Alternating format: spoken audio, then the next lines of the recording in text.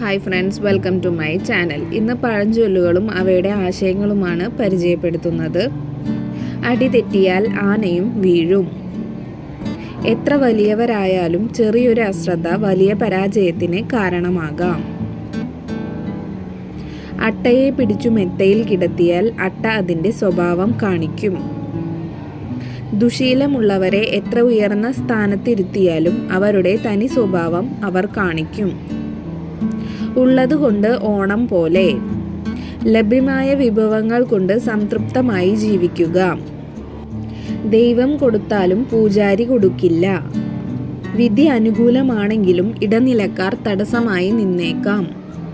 പത്തായം കാലിയായാൽ പട്ടിണിയും വഴക്കും.